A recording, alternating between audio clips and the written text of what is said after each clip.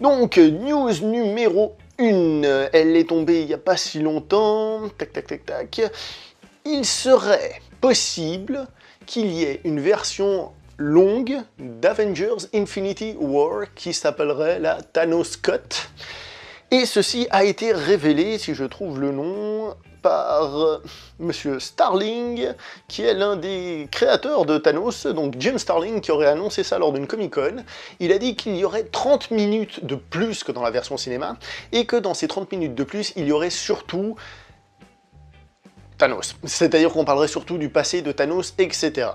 Donc, vu que le personnage de Thanos est un personnage vachement intéressant par rapport au MCU en règle générale, je trouve que c'est une très bonne nouvelle dans l'absolu. Maintenant, 30 minutes, c'est beaucoup quand même, et d'après mes souvenirs, le film, il n'était pas court.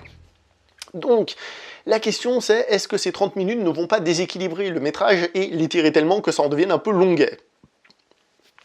En règle générale, quand on a des scènes coupées qui sont plus coupées, qui sont rajoutées, ce sont des scènes toujours intéressantes, qui rajoutent du background, qui rajoutent de l'histoire, qui expliquent des choses, donc ça c'est pas un problème, c'est toujours intéressant d'avoir plus d'explications, plus de profondeur, mais qui, parfois, si elles ont été coupées au montage, alors ça peut être juste pour des questions économiques, il faut faire tant de séances par jour, donc il faut pas que le film fasse plus de temps, etc.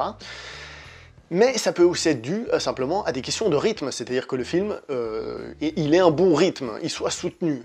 D'accord? C'est une possibilité.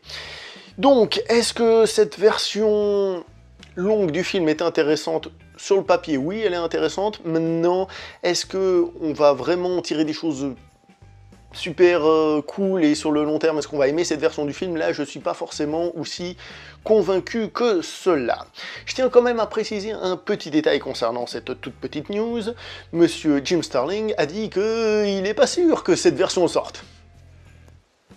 On aura peut-être cette version, c'est pas certain, puisque, en fait, il a dit qu'il doit parler aux frères Rousseau, etc., pour voir s'ils le sortent. Donc il est possible qu'on ait à la maison, Blu-ray en DVD, une version longue avec 30 minutes de plus, et qui serait baptisée d'une certaine manière de Thanos Cut. Voilà. J'ai dit que ça allait être les conditions du direct, hein.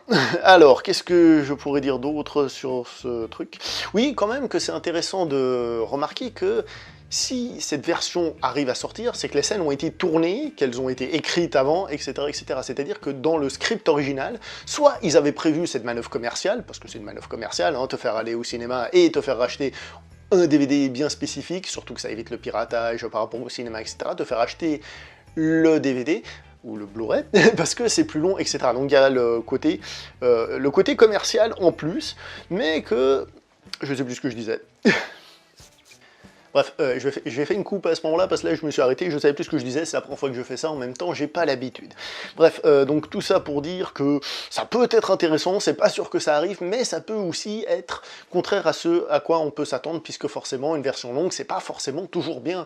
La version de 18 heures de, je sais pas moi, de Ready Player One, elle est un peu longue quand même. D'accord? On verra ce que ça donne.